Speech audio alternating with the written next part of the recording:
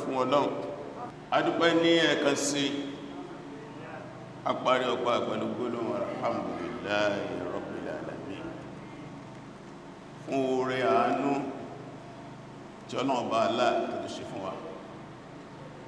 ó tó ní ká máa bẹ́láyé ó fún aláǹfààní kátọ́wà kí jímà lẹ́lẹ̀ ìrọ̀ Ọlọ́run ètò sọ àmà lórí má dáwọ́ ọ̀rẹ̀ rẹ̀ ló lára wa a ń bẹ̀ má ṣe jímà tó lókù jímà táàkì láyé ṣẹ́wàkù lórí dáadáa ṣẹ́wàkù lórí ìgbàgbọ́ nínú ẹ̀ mẹ́jẹ̀ àgbò kónú ẹ̀sìn tó fi wá sí àlékún ìmúdó sàlékún ìtọ́sọ́nà fún wa ọba tí adúpẹ́ fún iná ní ọba olùṣẹ̀dá ọba alágbára ọba kan ṣoṣo tó káyà ọba olùborí gbogbo alágídí gbogbo nígbèrágá ọba olùfí ẹ̀yìn gbogbo ní mọ́tómọ́tó bá ti máa fẹ̀yìn wọn balẹ̀ ìrẹ́lọba sánmà ìlọba alẹ́ ìrẹ́lọba tó ṣe fojú rí ọba tó ṣe fojú rí anta khaliqu kulli shay ìwọ ló ṣẹ̀dá gbogbo nǹkan a ń fi ilẹ̀ pé àlẹ́lómi táà máa sì ìrọ̀ náà bá lọ a sí ń bòbí dájú máa ń fẹ́ wà ìrọ̀lọ́gbẹ̀dọ̀ rẹ̀ bá lọ a wá ń jẹ́rìí pé nípa Muhammad sallallahu alaihi wasallam ẹrù ẹ̀ ló ń ṣòṣẹ́ rẹ̀ léṣe bá ní sàlékún kẹ́ ìgẹ̀rẹ̀ fún nípa Muhammad bá ní ṣe àlékún ìgẹ̀rẹ̀ gbogbo àwọn ànábì Ọlọ́run tí wọ́n jí sọ́rọ̀ síwájú ànábì bá ní ṣe àlékún ìyọ́nú rẹ̀ Ọlọ́run fún àwọn sàábé ànábì ọmọlẹ́yìn ànábì gbà ní yọ́nú síwá ẹni ìyọ́nú wọn sí mọ́sá ìyọ́nú síwá àwọn jẹ́ tó tẹ̀lé wọn lórí dáadáa bá ní yọ́nú síwá ìyọ́nú rẹ̀ Ọlọ́run dípò lórí àwọn náà kúrò àwọn ọmọdọ́mọ wa ẹ̀rí ìbánisọ̀rọ̀ tẹ̀lé ìtẹ̀síwájú ni lórí ìbánisọ̀rọ̀ wa ní jímà tó kọjá ìjẹjọ́ wọ́n ní tí náà bá tán ní aṣọ ẹ̀jẹ̀ kìí tán lè kánà ìtumọ̀ náà ni pé tí wàhálà kan bá ń ṣẹlẹ̀ táà bá tí rí wàhálà ìyanjú àníyẹ ànígbò láti máa struggle báwo láàṣì mú wàhálà ìkó o náà ni ìṣẹ̀lẹ̀ tó ṣẹlẹ̀ ní ìkan bí 35 days ọjọ́ márùnléníọgbọ̀n ọjọ́ márùnléníogójì 35 days o náà ni àwọn ọ̀tọ̀ Ọlọ́run àwọn ẹni bí lórílẹ̀ ayé àwọn Zionist tẹ́ẹ̀ máa ń pè ní Israeli tẹ́ẹ̀ máa ń pè ní Yahudi ìpè wọn ní Yahudi ìpè wọn ní Israeli àfi ń pọ́n wọn lé ní èso kọ wọn Zionist ni wọ́n mùjẹmùjẹ wọ́n à nígbàgbọ́ ní Ọlọ́run kankan wọ́n gba Musa gbọ́ wọ́n gba Isa gbọ́ wọ́n gba Taura gbọ́ wọ́n gba Ìnjílà gbọ́ wọ́n níwèé tí wọ́n lọ́tọ̀ tí wọ́n máa ń lò wọ́n ìṣẹ́ ni Ọlọ́run rárá o ìyàdá lè fi ń jẹ àwọn ará Palestine wọ́n ò sì yàtọ̀ láàrin àwọn mùsùlùmí nínú wọn àtàwọn tí èsì mùsùlùmí àtàwọn kìrìsìtẹ́nì nínú wọn wọ́n sì yàtọ̀ rárá bí ẹ́ ṣe ń pa mùsùlùmí ń pa kìrìsìtẹ́nì bí ẹ́ ń ṣe wo mọ́sálásí náà wó ṣọ́ọ̀ṣì ọkàn jẹ́ pé àwọn kìrìsìtẹ́nì Nàìjíríà jẹ́ láìmọ̀ kan yẹ ló kó bá wọn náà fi dó sẹ́yìn àmùjẹmùjẹ àwọn pààyàn àwọn ọ̀daràn lórílẹ̀ ayé àwọn ẹni bí láti 35 days today iná ti masáàsì ẹlẹ́ẹ̀kẹta wa mùsùlùmí pa wọ́n ti pa wọ́n àjíká mùsùlùmí lè wọnú ẹ̀ wọ́n àjíká lè dó sí ìta rẹ̀ mughlaq al-masjid al-aqsa mughlaqun wọ́n ti pa ní pátápátá eré lápẹ́ láti gbà tí a ti jẹ gàbálé lórí ẹbá tó fà ní jímà tó kọjá 1967 kò wọ́s tó bá ìrí tí tó máa yí pé wọ́n lágbára jù wá lọ sí àwa ń yọ lẹ́sì ó wá jẹ́ kí wọ́n máa ná owó ṣíṣe nǹkan sí wa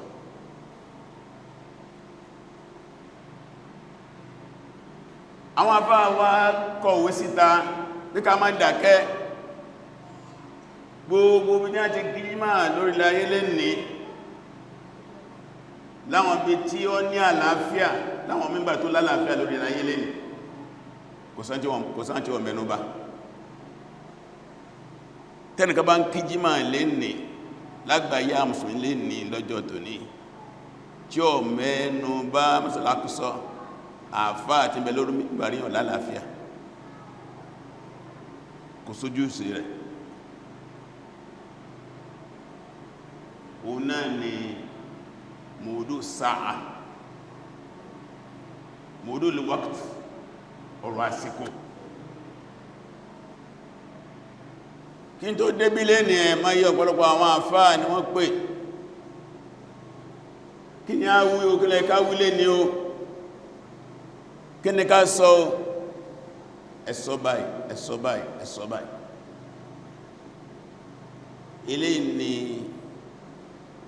masuliyyatuna nahnu a'immatul masajid nahnu al-khutaba ilé lójúṣe wa àwa àfá masálásí àwa àfá àtàǹgorí mímbàrí lọ́jọ́ ọjọ́ kẹjọ يعني هذه قضية الأمة الإسلامية الكبرى torí ọ̀rọ̀ tá ń sọ lọ́wọ́lọ́wọ́ yìí kò sí ọ̀rọ̀ tó jùlọ lórí ilẹ̀ ní ọ̀rọ̀ mùsùlùmí ọ̀rọ̀ kan ò tóbi jùlọ abẹ́rẹ̀ ní gbogbo ọ̀rọ̀ yòókù wà tó bá bá ma ìtí ń ṣẹlẹ̀ lọ́wọ́lọ́wọ́ àbùkù tó ga ló ń kàn wá lọ́wọ́ báyìí ló ń kàn ọmọ ìsìláàmù lọ́wọ́ ẹ̀rì ọlọ́ọ̀bá Allah nìkan ṣoṣo ló lè kó àbùkù ikú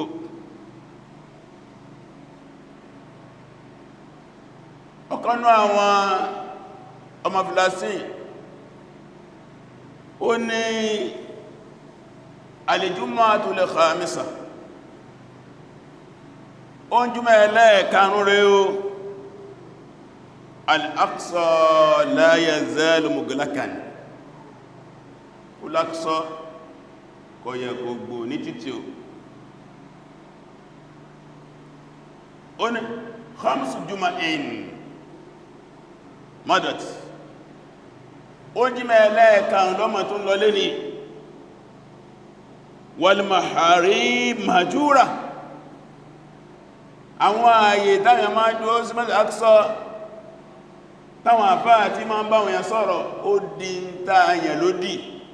ó di ń ta pàtì tẹ́nìkan ò lè débẹ̀ was-sahhat taftakid zuhamal muhibbin ó ní ìta masalasi Aqsa tí àwọn olólùfẹ́ Ọlọ́run àwọn ẹni Ọlọ́run tí a máa dì fún nú ẹ̀ nígbàtí inú Aqsa bá kún tán taftakid kọ̀rẹ́ nìkan ọ̀dá ọ̀dá ó pò fún èèyàn.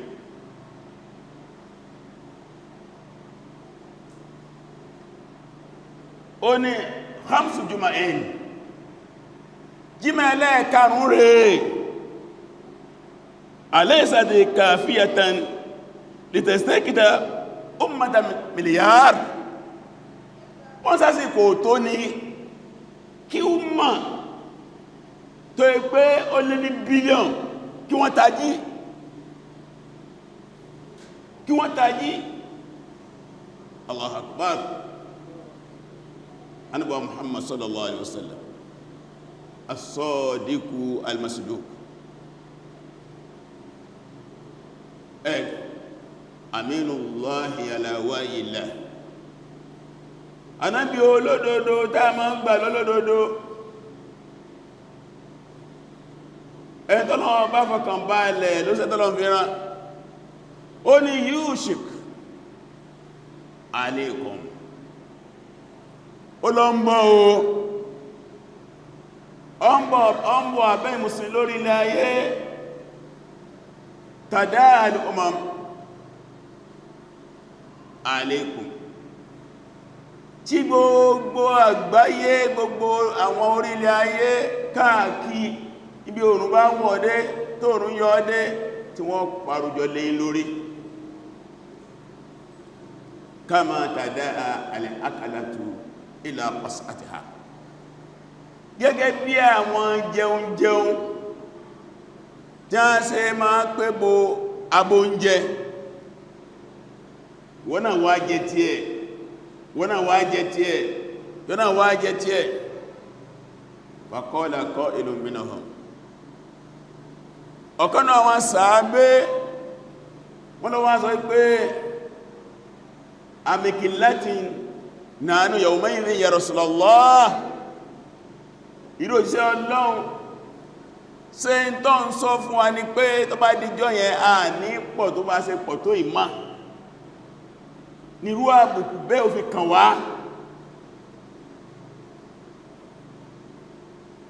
Ànábì ní bal antum kathir kò rí bẹ́ẹ̀ ẹ pọ̀ tó dá ń sọ yìí walakinnakum gùthá sáì ẹ dàbí ìfóǹforí omi ẹ dàbí ààrọ tí àgbàrá ẹ ní ló sùn wọn kàn ẹ ní tẹ̀wọ̀n rárá. Ànábì ní Ọlọ́run yọ ìbẹ̀rù yín tí ń bẹ lọ́kàn àwọn ọ̀tá yín Ọlọ́run yọ kò lọ́kàn àwọn ọ̀tá yín wọ́n ní bẹ̀rù yín mọ́ wọ́n wá sọ ìkọlẹ̀ sínú ọkàn yín Ọlọ́run wá sọ kọlẹ̀ sínú ọkàn yín. Ànábì ló gbólóhùn náà jọ́rọ̀ pé ní wahanu wala ikdabanna fi qulubikum wahn aw kama qala ó ní Ọlọ́run bá sọ ìkọlẹ̀ sínú ọkàn yín. Àwọn sàábẹ́ tó bèèrè wa mal wahnu ya Rasulullah iye òjíṣẹ́ Ọlọ́run kí ni kọ́lẹ̀ tó ń sọ yìí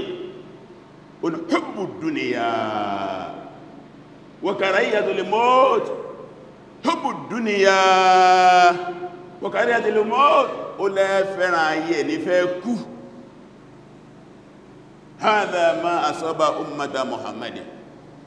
sallallahu alaihi wasallam into Bible into bájú Ànábì rẹ̀ hubbu dunya afẹ́ ayé a fẹ́ ma gbádùn ayé lọ wa karahiyatul maut afẹ́ kú. Àwọn àfáà wa wọ́n fẹ́ ayé wọn fẹ́ kú, àwọn olórí wa wọ́n fẹ́ ayé wọn fẹ́ kú, àwọn ọmọlẹ́yìn wọn afẹ́ràn ayé fẹ́ kú. Hadhihi afatuna ẹ̀rì hadha da'una àdánwà rẹ̀ àìsàn wà rẹ̀ Ànábì ti rí sallallahu alaihi wasallam. Nígbàtí wọ́n wo nǹkan àwọn Mùsùlùmí láyé Ànábì, the population of Muslim during time of Prophet sallallahu alaihi wasallam. Wọ́n wo inú Sahih Muslim hajj tánàbí ṣe gbẹ̀yìn, àwọn àfáà ní àwọn tí wọ́n ṣe hajj gbẹ̀yìn pẹ̀lú ànábì wọ́n lọ bí 100,000, ẹgbẹ̀rún lọ́nà ọgọ́rùn. Wọ́n wá láà tí ó lè bá ànábì ṣe hajj wọ́n lọ bí 24,000. The population of Muslims during the time of Prophet 124,000. 124,000. Jọ́nà lọ tí a ń bèèrè pèsè ànípọ̀ ní ànípọ̀ tó bá ìmọ̀ lè ní alẹ́ ní 2 billion. The population of Muslims today more than 2 billion. It's not 2 million.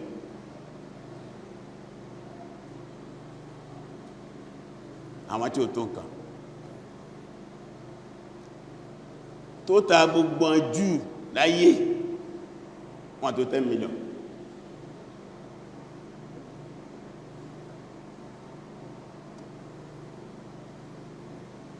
Ummatu miliyar, ummatu lé billion. Àwọn tí ò ní láàrin ìgbẹ́sẹ̀ sí wa.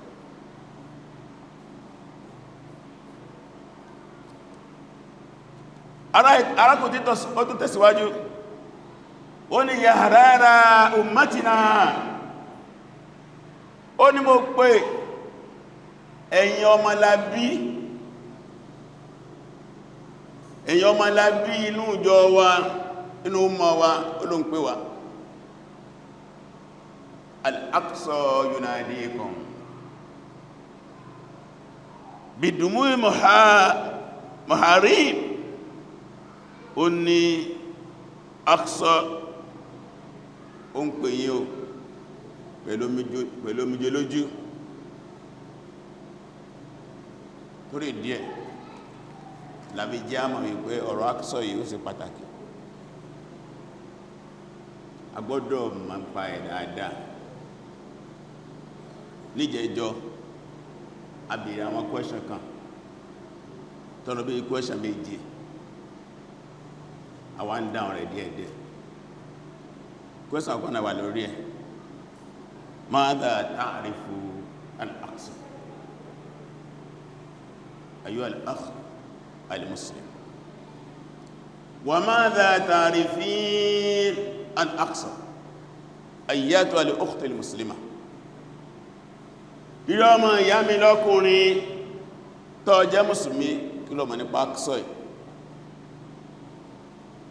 Ìyá ọmọ ìyá mi lóbìnrin tó jẹ́ mùsùlùmí, kí ló mọ̀ nípa Aqsa yìí? Masajida ń sọ fún ẹ, kí ló mọ̀ nípa ẹ̀? Náà bá sọ pé ma la yambagi an yaj'alahu al-muslim aw al-muslima an Aqsa. Àwọn nǹkan tí ó tọ́ tí ó ṣe gbọ́ kágbọ́ ọmọ mùsùlùmí mùsùlùmí kò mọ̀ nípa Aqsa. Àti wá ń sọ fún wa díẹ̀ a tún fi díẹ̀ kún lé ní inú tẹ́ ká mọ̀ nípa Aqsa.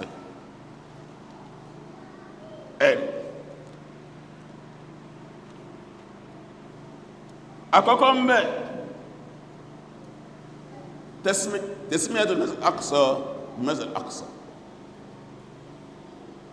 Kí ló rí tí a ń pè ní Masjid al-Aqsa?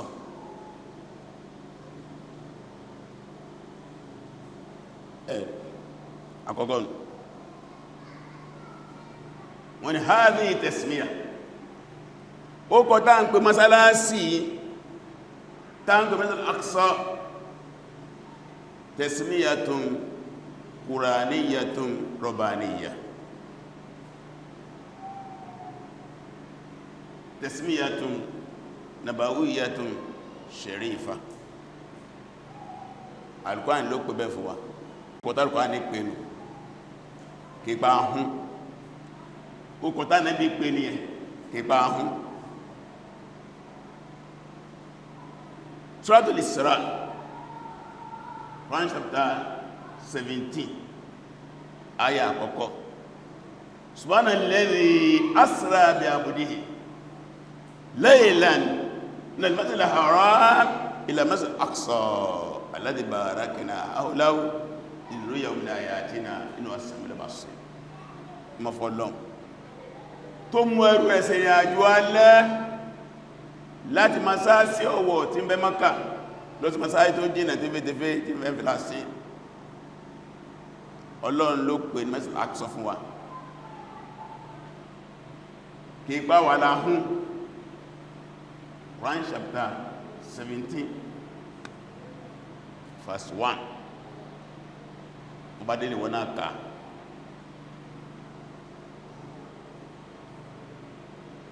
Ẹ jẹ́ á gbọ́ ọkọ̀ yìí lórí ahán ní Muhammad. Ànábì ń sọ́jọ́ gafà mùsùlùmí ó ní la tushaddu rihal, la tushaddu rihal, ó lẹ́nìkan ọgbọ́ máa dìrù pé bò lọ ń lọ pé mo ń lọ sáàyè kan báyìí kó wá kó lé rẹ̀ ó dìrù kó dìgbàdẹ̀rù bó ń lọ sáàyè kan lọ rẹ̀ ìjọsìn bẹ́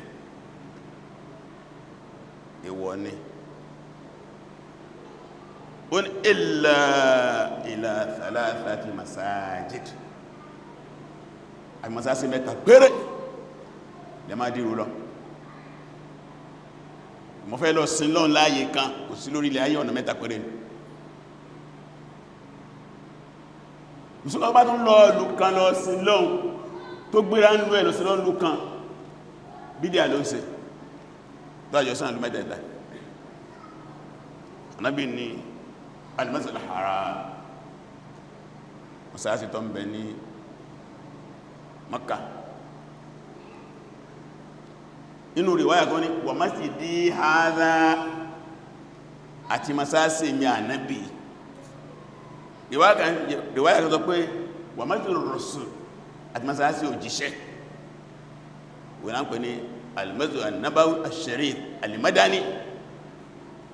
Masálásí Ànábì tí ń bẹ ní Madina yẹn. Ànábì ní wa Masjid al-Aqsa, al-Masjid al-Aqsa muttafaqun alayhi, muttafaqun alayhi. Hadith ń bẹ sọ Bukhari sọ Muslim. Ta ló sọ Masjid al-Aqsa? Allah wa rasuluhu, Allahu jalla jalaluhu wa rasuluhu sallallahu alaihi wasallam. Ó kọ̀ tí a ń pè nù táàzì gbọdọ̀ yí padà. Lafz Qur'ani wa nabawi, ọ̀rọ̀ Al-Qur'ani ọ̀rọ̀ Ànábì ni. Ma ma'na al-Aqsa? Kí ìtumọ̀ Aqsa? Ìtumọ̀ Aqsa níbi tó bá jìnà, ab'ad. Al-Aqsa al-ab'ad, bí ó bá jìnà ó wá lóòsùn af'al, ism tafdil lọ́dọ̀ ìtẹ́ẹ̀kẹ́ yóò jìnà gan tó jìnà jù mí lọ. Lẹ́fì nígbàtí náà bá ń sọ̀tà Musa fún anúsọ́tù Qasas, nígbàtí a ń pè tó pèrò ilé ọba Fir'aun wọ́n fẹ́ pa Musa, ọlọ́wà ń sọ ọlọ́ni wàjá rajulun min aqsal madina yas'a, ọlọ́ni arákùn kan wá látẹ̀yìn ìlú wá bá Musa tó ń sáré tètè láti wá fún múra ní ìròyìn tí wọ́n ń pètè pẹ̀lú ilé ọba. wàjá rajulun min aqsal madina, min aqsal madina, ab'adul madina. ẹ̀rì ìtàfí ń pè ní Masjid al-Aqsa kò náà ni tó gbójọ́ náà lọ́n láti Mákà síbẹ̀. Àwọn ará Mákà wọ́n máa ń rìn àjò lọ bẹ̀ lọ sí Sham, benin pín Sham, tó máa ń pín Sham ìjọ náà lọ. Syria bẹ́ẹ̀bẹ̀, Lebanon bẹ́ẹ̀bẹ̀, Jordan bẹ́ẹ̀bẹ̀, Palestine bẹ́ẹ̀bẹ̀, gbogbo àyíká iná ń pè ní Sham ìjọ náà lọ. Wọ́n máa ń sínú àjò láti ìlú Mákà lọ sọ́hùn lọ sówò. Tí a bá wá gùn nǹkan wọn bóyá ràkúnmí ni bóyá ẹṣin ni lílọ oṣù kan ni àbọ̀ oṣù kan ni bí wọ́n bá lọ tí wọ́n bá bọ̀ oṣù méjì ni wọ́n lò Ọlọ́run wá mú Ànábì sí ìrìn àjò alẹ́ láàrin kílẹ̀ sùn kílẹ̀ mọ́ ó sì ló sì bọ̀ olóòtú wa mú gùn sánmà lọ́wọ́n fi sọ pé subhana alladhi asra bi abdihi laylan mọ́ fún Ọlọ́run kàyéfì fún Ọlọ́run tó mú ẹrù ẹ̀sẹ̀ ìrìn àjò òru lẹ́mọ̀sáàsí ọ̀wọ̀ lọ́mọsáàsí tó jìnà tẹ́fẹ́tẹ́fẹ́ yẹ láti bá fi hàn àtàwà náà bá fi àlùbáríkà sáyíká rẹ̀ láti bá fi hàn ní àmì àwọ̀ Ọlọ́run ọba tí ń bá yín sọ̀rọ̀ ọba tí ń gbọ́ ọba tó rí náà ni ọ̀kan ni ẹ̀ Masjid al-Aqsa iná tí wọ́n máa ń pè ní Baitul Maqdis Baitul Maqdis kùnà tí ń jẹ́ bẹ́ ìgbàmí wọn tó pè ní Kudus òun náà ní jẹ́ bẹ́ torí pé ààyè yẹn ni masalasi yẹn wà Kudus ló wà ẹ̀rì lọ́pọ̀lọpọ̀ àwọn mufassirun nígbàtí a fẹ́ tú Masjid al-Aqsa gẹ́gẹ́ bí Ibn Jawzi inú tafsir rẹ̀ tán pè ní Zadul Masir ó amma li Masjid al-Aqsa huwa Baitul Maqdis Masjid náà pè ní Baitul Maqdis Masjid al-Aqsa ìwá rẹ̀ ọ̀fẹ́ nǹkan bí 1000 mítà ní fífẹ́ rẹ̀ ní gbogbo ẹ̀ lápapọ̀ ló fi wá ní ọwá náà masálẹ̀ ṣoríṣiríṣi tí ń bẹ̀m̀bẹ̀ ọ̀tọ̀ ní dáńpé Masjid al-Aqsa gangan àmásásí tó wá wà lẹ́gbẹ̀ẹ́ àmásásí gangan dáńpé ní Masjid Umar wọ́n mẹ́sásí mi wọ́n ní Masjid Qubbati Sakhra lọ́gbà mi ń bẹ lọ́pẹ́ ń gbà kan bẹ tó pé Kúbà yẹn ní a fi hàrá yé pọ̀ Masjid al-Aqsa káwọn àfáà tó parí pé ìyẹn kọ́ o wọ́n fi yẹ tàn yí jẹ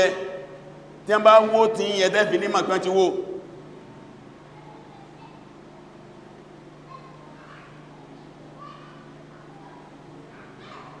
bákanájọ́ tí Umar lọ sí louis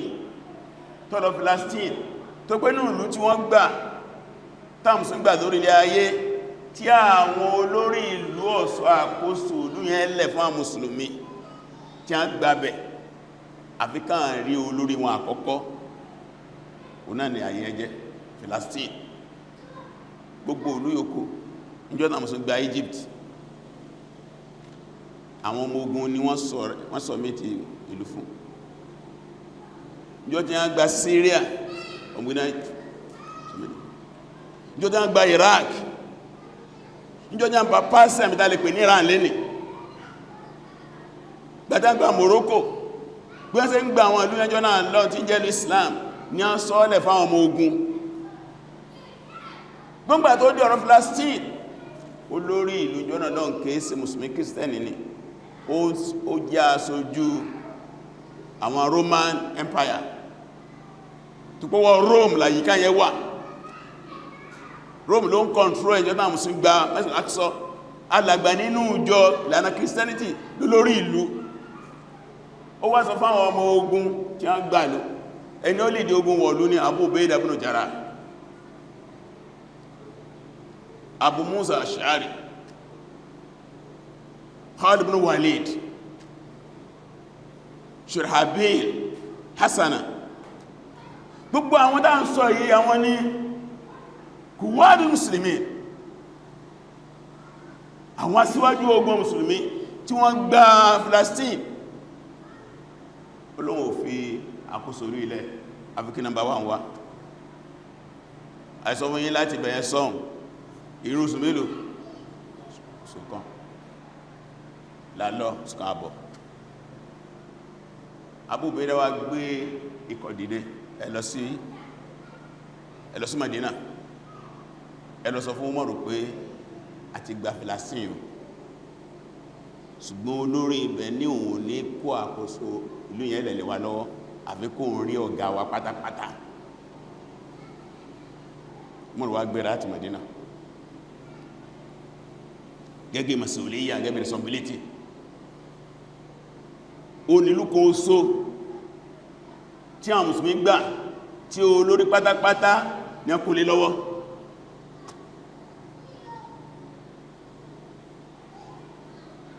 Umaru wọ́ ìlú jọ́nà lọ́jọ́ ńlá ni.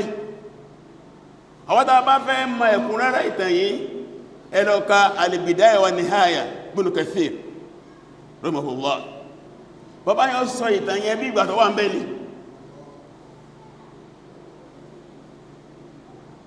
Òun ló sọ ìtàn tó kún jù ní gbogbo àwọn afẹ́sì. Al-Bidaya wa Nihaya. Ìtàn pọ̀. Ngbọ́mùrù wá wọ̀lú tán ní olórí ìlú nínú ṣọ́ọ̀ṣì gangan ní àwọ̀ àdáti jókòó láti ṣe mítìn. Tẹbá ń gbọ́dá àkàtà pé Umaru wọ ṣọ́ọ̀ṣì ìyẹn ni kí lọ lọ sí ṣọ́ọ̀ṣì, sọ́lọ jọ́sìn bẹ́ẹ̀ ni, sọ́lọ sáyẹyẹ bẹ́ẹ̀ ni.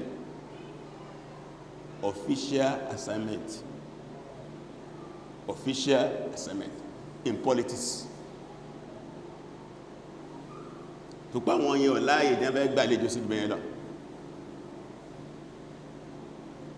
hadha min fiki Umar. ìyá tí mo tó rí pé bá mọ́ tí wá wọ sọ́ọ̀sì àná àwọn akagbádá lọ́rùn ká dé ẹlìkíbà ìsọ́n sọ́ọ̀sì Umar wọ sọ́ọ̀sì láà ẹkàtàndélẹ̀. wọ́n ń ṣe àsẹ́mẹ́ntì lọ́wọ́ àsìkò òrùn tó àsìkò àìlà tó wọ́n ní dàání usalli. ó ní mo fẹ́ kírun. olórí alàgbàánú jọ kìsẹ́tì jọ náà lọ ó ní sọ́lì hìnà kírun bí ilé ìjọsìn náà láwàáyé mọ́nìlá mọ́nìwá sálùwà wá jáde kó ní sọ́ọ̀sì yẹn. bàbá Ibn Kathir ó ní tí dédé tí ọwọ́ ẹ̀gùn tó wá mọ́kùtà dání tó wá jù báyìí níbi tó kùtà yẹn land sí masalasi sí sọ́ọ̀sì ẹ̀ ló máa jọba lọ́kẹ̀rùn. ó lóun ọ̀fẹ́ kọ́ wà nínú tàn ohun Umaru pé Umaru kírun ní sọ́ọ̀sì ó sì kírun ẹ̀tọ́ padà wà tó ń parí sẹ́. ẹ̀ẹ́dẹ́ ń fi Umaru jẹ́rìí pé ọwọ́ sọ́ọ̀sì ó lọ sí àsẹ́mẹ́ntì bẹ́ẹ̀ ni ó lè ṣẹlẹ̀ náà nígbà tán fẹ́ dìbò kan ọdá pé Jonathan àti Buhari àkọ́kọ́ tí ariwo pọ́ntà nítorú nairek nígbàna bàbá adégbètẹ́ wà láyé wọ́n gbégbùn ẹ̀dìdé tí wọ́n fẹ́ monitor election tí wọ́n fẹ́ kí peace ṣẹlẹ̀ ní ìlú wọ́n ṣe meeting ní káàkiri wọ́n ṣe meeting main source. àwọn ọmọ ìyá wa tí wọ́n jẹ́ mùsùlùmí tí wọ́n wà nairek tí a lọ bá wọn kírísẹ́nì níbi àti fẹ́ ṣe meeting ṣọ́ọ̀ṣì ni wọ́n kọ́ ṣọ́ọ̀ṣì wọ́n lọ gbàdúrà ń bẹ̀ wọ́n lọ sífìlà wọ́n lọ díjú wọ́n lọ sí ẹmẹ́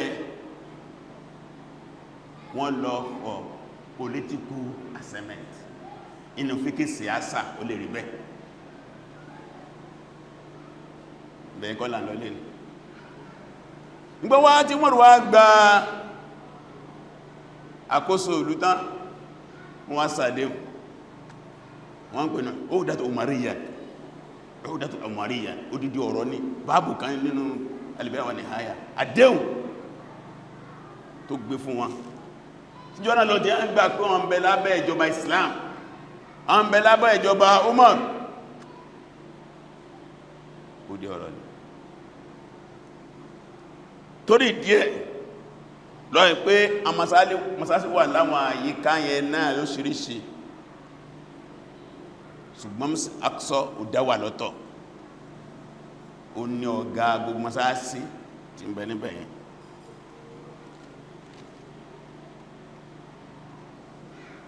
lẹ́yìn náà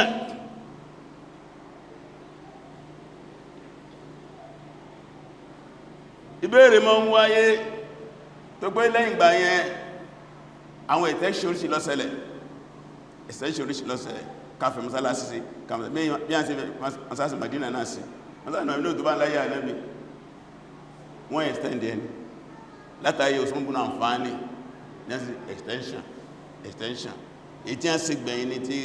King Abdullah olórí Saudi Arabia tó lọ kí bàbá tó wà mẹ́rin tó dé kí Salman tó dé extension ní underground níta tí ó ti pé lẹ́ẹ̀kan oṣù bí 3 million bá fẹ́ kírun yọ gbà wọn Muslim Nabawi 3 million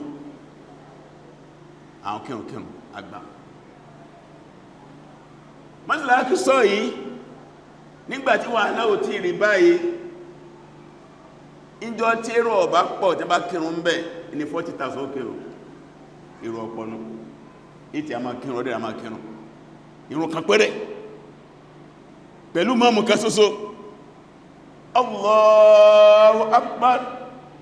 tí 40,000 ló sì pé Allahu Akbar 80,000 pé Allahu Akbar bí imamin wahid látara ẹ̀kọ́ àwọn mùsùlùmí kèfèrè kan tó fi gbà sílámù ìrun lórí dà mùsùlùmí kí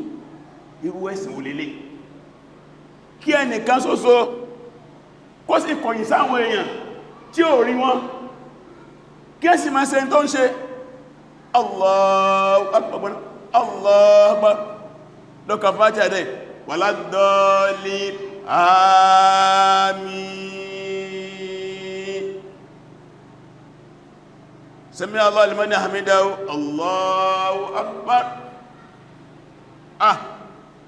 wọ́n hadha dínú sahih ẹ̀sìn dáadáa lélé ẹ̀sìn aláfíà lélé kayfa yadul insanu ila dinikum bóyá sí wọnú ẹ̀sìn yí ní bá sàlàyé fún fàsílámà fasara muslima li ajli nizami salatina faqat torí ìrun wa tá ń kí ó sì gbà sílámù àwọn èèyàn tí a ń sọ gan wọn ní tẹ́ wọ́n máa sọ ẹ̀tí sọ wọn ní ẹnìkan wọ́n kọ́ ìsí gbogbo wọn ìtò wọ́n máa ń jẹ́ kàyéfì ẹni tó wá tún lìdì irun ìwá rẹ̀ tó bá sí mistake kí láṣe subhanallah àtúntájí na bíhù àkà ní gbẹ̀kọ́ máa jà sírọ́fù lọ àkà fi ẹ́ síwájú ní o lè ṣe tó wọ iwájú ẹ̀. You can't do whatever you like or possible. Àwọn náà wà àtẹ́tí tó bá bẹ́ẹ̀ tí a correct ẹni. Ó yẹ kó jókòó dìde kí lásán mú. Subhanallah. Kódà ń bẹ lọ́dọ̀ àwọn àfá tàà bá wùjẹ́ ọba gbọ́ tàà sọ̀rọ̀. Ó yẹ kẹ́ jókòó ní jókòó lẹ́kẹ́ wà. Kọ̀bánú jẹ́ abẹ́ tó nù sí tó bá dáa mọ́mọ́ lọ́nà tí ó máa tọ́fẹ́ sí ẹ̀dọ̀ ó dára káàmì òta kí ẹlẹ́ẹ̀kejì láwà yẹn pé ní alìkàlám lè sọ́lát ọ̀rọ̀ tàà sọ́lá fi tọ́nù sí ọwà ní fíkì bẹ́ tó bá ti dàrú tí ń dáhùn wí fún mọ́mọ́ kò yé mọ́mọ́ wá lọ́gbọ́ yé á sọ̀rọ̀ nǹkan kò múrùn wa dákà sí ní sujúdù sáwí nígbàtí wá ṣe yí pé ó yóò dínrùnkú ní àbólẹ́rùnkú eléyìí jẹ́ ìta gbọ́dọ̀ mọ̀ nípa masálásí àwọn àfáà sọ̀rọ̀ tọ̀pọ̀lẹ̀ lórí kódà ń gba Ibn Taymiyyah ń sọ ní ọ̀rọ̀ wọn kan wọ́n ní bana Umar ibn Khattab radiyallahu ta'ala anhu musalla al-muslimina fi maqdam al-masjid al-aqsa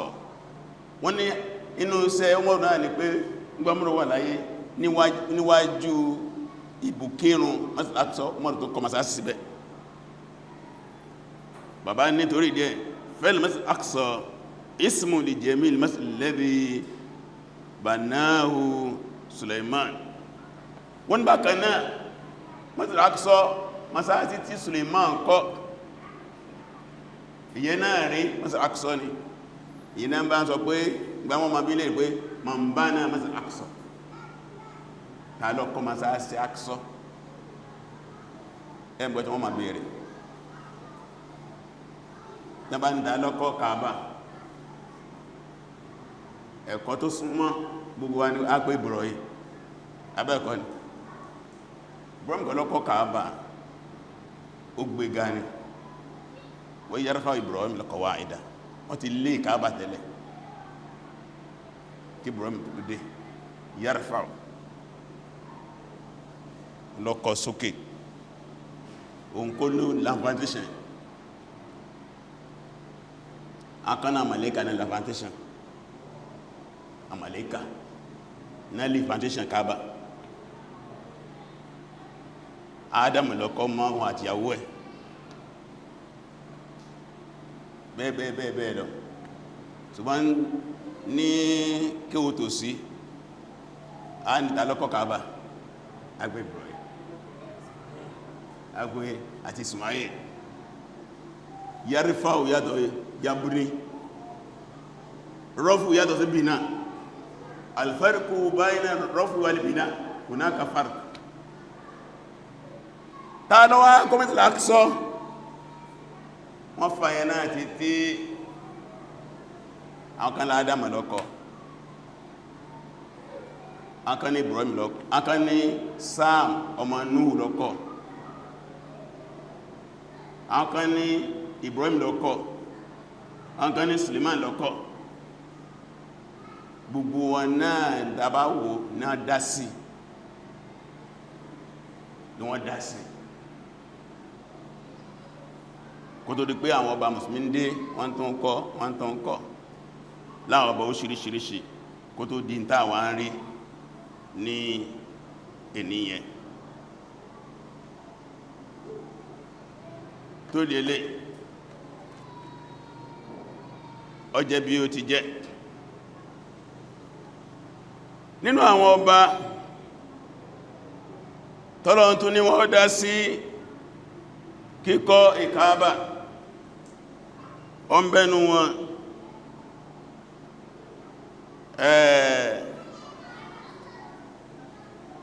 Abdulmalik ó wà nínú wọn gbogbo àwọn àsìkò àwọn ìjọba Umawi ìjọba Abbasi lámàrí tọ́pọ̀ wọn náà tí wọ́n gbìyànjú lórí ma ṣe kọ́ Masjid al-Aqsa tẹ́bá wo àdísì Abu Dharr al-Ghifari tí mẹ́ sọ Bukhari ó fi agbangba kí ní ọjọ́ orí Masjid al-Aqsa sí Kaaba ogójì ọdún péré ní Kaaba fi sáájú Masjid al-Aqsa 40 years ń bẹ láàrin wọn níjọ́ kan ní Abu Dharr al-Ghifari ń bèèrè lọ Ànábì wípé ìlú òjíṣẹ́ Ọlọ́run masáàsì olàkọ́kọ́ lórí ilẹ̀ ayé àmì Masjid al-Haram ó lẹ́yìn ní ìwòtún ni Ànábì ní Masjid al-Aqsa ó ní kí ni ọdún tí ń bẹ láàrin wọn Ànábì ní 40 years gbogbo ilé òun náà ni àwọn ìmọ̀ tọ̀ẹ̀ká mọ̀ nípa Masjid al-Aqsa gẹ́bí mùsùlùmí òun náà làwá ní ń bẹ nínú ìgbèkùn wọ́n ti ti pa láti oṣù kan ó lé ọjọ́ 35 days tí bá ṣe ń sọ wọ́n àṣídẹ̀ ní àwọn pariwo káàkiri ayé àwọn tàà bá yóò sì máa ti mú ìròyìn òkè ní inú àmùsùlùmí lẹ́yìn tí wọ́n ti ṣèwọ́de lẹ́yìn jímọ̀ pé kí wọ́n sí torí wọ́n fẹ́ wó ní tájẹ̀dẹ̀ kí wọ́n wo ìgbésẹ̀ ní ìṣẹ̀ntẹ̀lẹ̀ Ọlọ́run ní fún wọn ṣe lórí dẹ̀ náà sọ pé ká máa ṣàdúà níta lè ká máa ṣàdúà ká máa bẹ́lọ̀ tó Ọlọ́run mọ́ fún àwọn ọ̀tá ṣe ká tọrọ àforíjì kọ́ ló fún ẹsẹ̀ wájú.